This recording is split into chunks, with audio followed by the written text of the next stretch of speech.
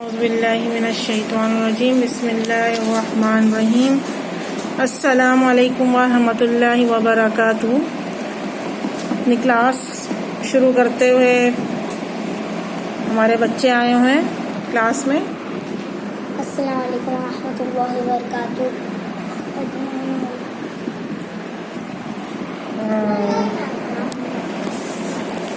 اعوذ باللہ من الشیطان الرجیم بسم اللہ الرحمن الرحیم۔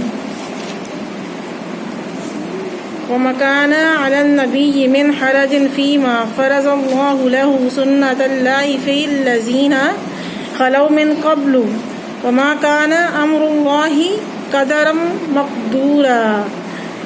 جو چیزیں اللہ تعالیٰ نے اپنے نبی کے لیے مقرر کی ہیں ان میں نبی پر کوئی حرج نہیں، یہی اللہ کے دستور ان میں بھی رہا جو پہلے ہوئے اللہ تعالیٰ کے کام اندازے پر۔ اور ہم اب اپنے سورہ فاتحہ سے کلاس شروع کریں گے۔ اعوذ باللہ من الشیطان الرجیم بسم اللہ الرحمن الرحیم الحمد للہ رب العالمین الرحمن الرحیم مالک یوم الدین ایاک نعبد و ایاک نستعین اہدنا الصراط المستقیم صراط الذین انعمت علیہم غیر المغضوب علیہم ولا الضالین آمین۔ عبدالراحت آپ اذان سنائیں۔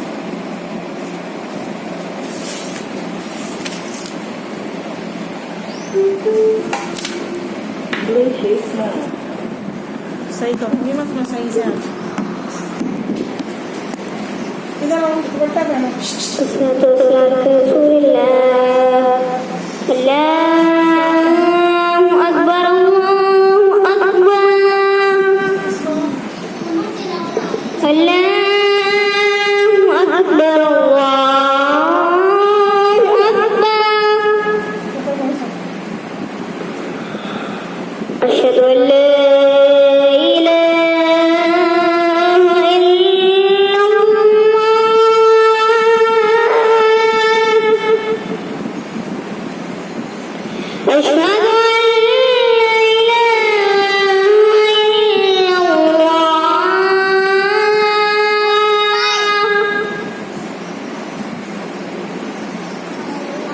أشهد أن محمد رسول الله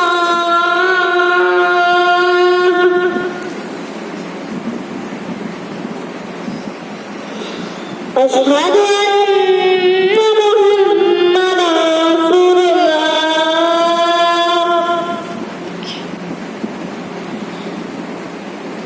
حي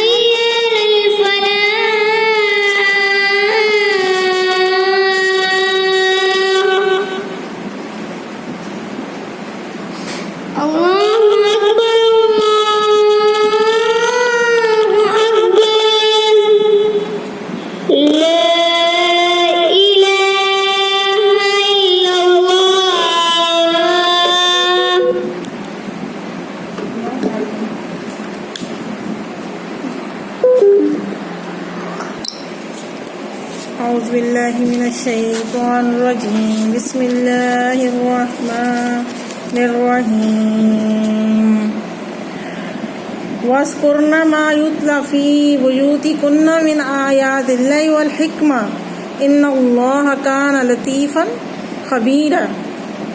اور تمہارے گھروں میں اللہ کی جو آیاتیں اور رسول صلی اللہ علیہ وسلم کی جو حدیث پڑھی جاتی ہیں ان کا ذکر کرتی رہو، کیا ہے کرتے رہو، یقیناً اللہ تعالیٰ لطف کرنے والا خبردار ہے۔ صحیح بات ہے، جو نبی صلی اللہ علیہ وسلم کے حدیث ہوتے ہیں ہم تو پڑھتے ہی پڑھتے ہیں، مگر لازمی ہے کہ آپ اور کسی کو بھی سنایا کریں، اپنے مسلمان بھائیوں کو، بہنوں کو۔ پہلے بھی میری گزارش تھی کہ جہاں ہم بیٹھو تو نبی صلی اللہ علیہ وسلم کی حدیث اور اللہ پاک کا بیان جو قرآن میں لکھا ہوا ہے، کوئی بھی آیات اب پڑھ کے سنایا کریں، اس کے معنی بتایا کریں کہ خود کا بھی دل ہمارا نرم ہوتا ہے، اور جو ہمارے سے ملنے والے ہیں کہ ان کو بھی ہمارے ساتھ بیٹھنے میں مزہ آئے اور کچھ وہ ہم سے سیکھ کے جائیں۔ اور کل بھی سورہ محمد میں نے بتایا تھا کہ اگر آپ کی وجہ سے کوئی بندہ اچھا چلتا ہے اور کوئی بندے کے دل میں آپ کی وجہ سے کچھ نیکی آ جاتی ہے، تو آپ اگر اس دنیا میں نہیں بھی رہیں گے، وہ نیکی کا ثواب آپ کو ملتا رہے گا۔ اگر وہ بندے نے وہ چیز کر لی تو کیا ہے، زندگی بھر آپ کو اس کا ثواب ملتا رہے گا۔ دوسری بات یہ کہ اگر آپ قرآن پاک پڑھاتے ہو اور بچہ پڑھ جاتا ہے تو زندگی بھر اس استاد کو، ظاہر بات ذکر جہاں آتا ہے کہ اس نے پڑھایا، آپ نے، میں ہوں کوئی اور ہو، مگر وہ جن کے وہ شاگرد ہیں، شاگرد تو اپنے استاد کا نام لے گا، تو بہت بڑی بات ہے کہ اس کا اجر بھی آپ کو زندگی بھر ملتا رہے گا۔ اگر آپ اس دنیا میں نہیں بھی رہیں تو وہ بچہ جتنی دفعہ قرآن ختم کرے گا، جتنی بار پڑھے گا، اس کا ثواب بھی آپ کو ہی ملے گا۔ جزاک اللہ۔ اور آج ہم بتاتے ہیں، جو بھائی ہمارے چوک کے مہینے کے باہر بیٹھتے ہیں، سرگٹ نوشی کرتے ہیں، باتیں کرتے ہیں راستے میں، جیسے کہیں بھی جا کے بیٹھ جاتے ہیں اور راستے میں باتیں کرنا شروع کرتے ہیں، کیا ہے، چوک چوراہوں پر بیٹھنے سے اجتناب کیجیے۔ کیا ہے کہ جہاں آپ بیٹھتے ہیں اس راستے میں بیٹھنے سے آپ گریز کریں، نہ بیٹھا کریں، راستے کے حقوق ادا کیجیے، کیونکہ جہاں ہم بیٹھتے ہیں اس کے بھی حقوق ہوتے ہیں، کیونکہ آنا جانا ہوتا ہے ہماری بہنوں کا۔ اور لڑکیاں جو ہماری ہوتی ہیں وہ اصل میں کالج سے، اسکول سے آتی جاتی ہیں، اور بہت سارے لڑکے اکٹھا ہو کے بیٹھ جاتے ہیں، اور بہت زیادہ باتیں بھی ہوتی ہیں آپس میں، کچھ غلط بھی باتیں کر جاتے ہیں۔ تو ہمارے نبی صلی اللہ علیہ وسلم نے فرمایا، راستے میں بیٹھنے سے بچو۔ کیا ہے کہ راستے میں سے بیٹھنے سے بچو۔ صحابہ اکرام نے عرض کیا کہ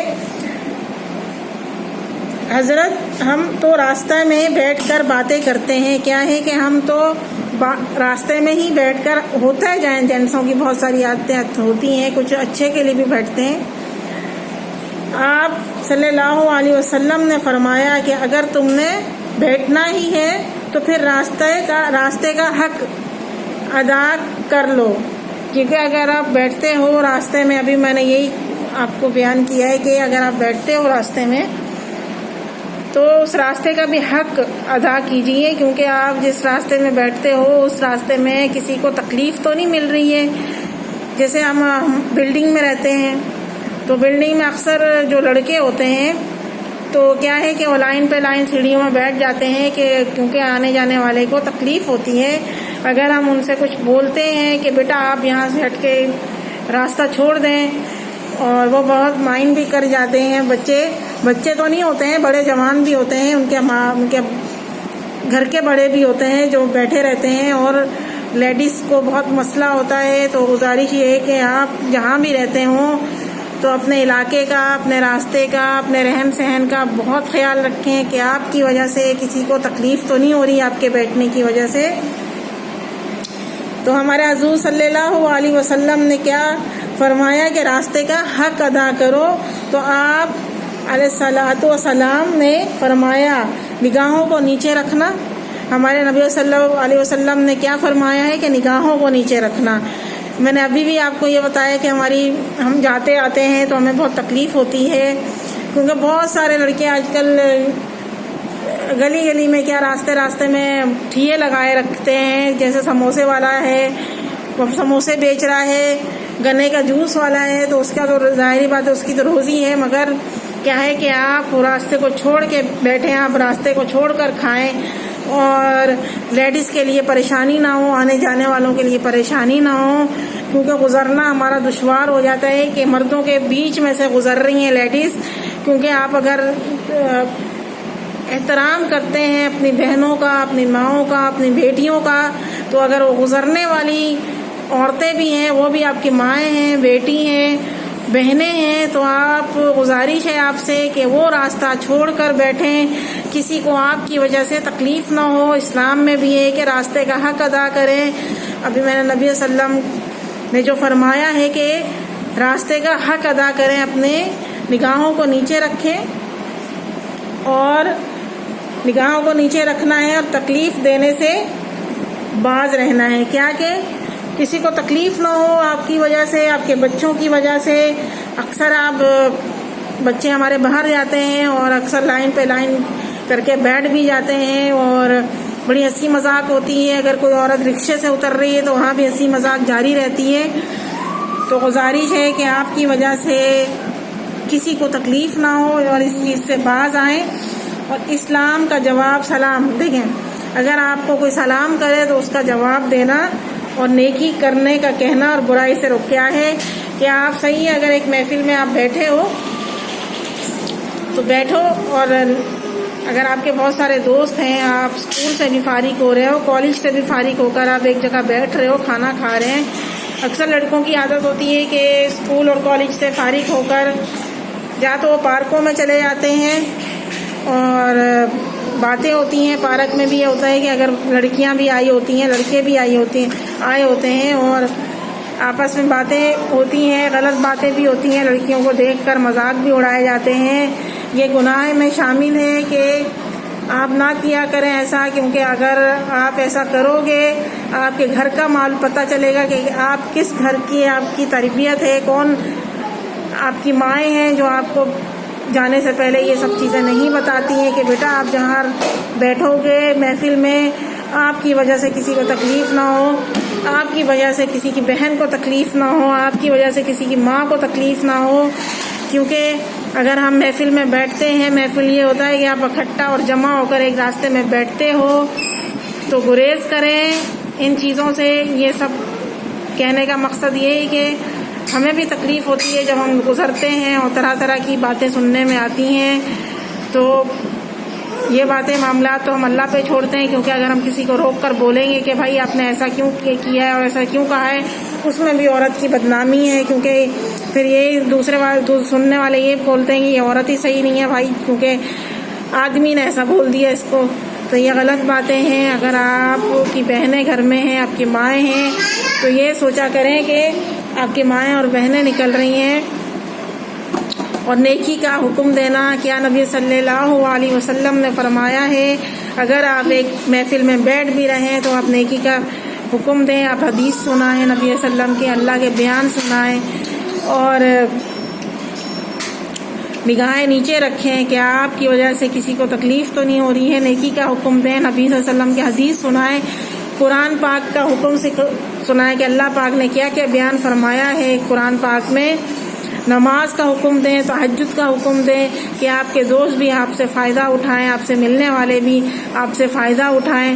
اکثر لڑکوں کی لڑائی ہو جاتی ہے کلاس میں اور باہر نکل کر وہی مسئلے مسائل شروع ہو جاتے ہیں کہ بھائی آپس میں لڑائیاں ہو رہی ہیں، گالی گلوچ ہو رہی ہیں، ماں بہنوں کی گالیاں ہو رہی ہیں. تو اس میں کسی کا نقصان نہیں ہے، نقصان آپ کا ہے. اگر آپ کسی کی بہن اور ماں کو گالی دیں گے تو وہ گالی آپ کی بہن اور ماں کو ہی لگے گی، دوسرے بندے کا قصور نہیں ہے، کیونکہ وہ تو چپ ہو جاتا ہے اور وہ اپنے مسئلوں کو اللہ پہ چھوڑ دیتا ہے. تو آپ گریز کریں.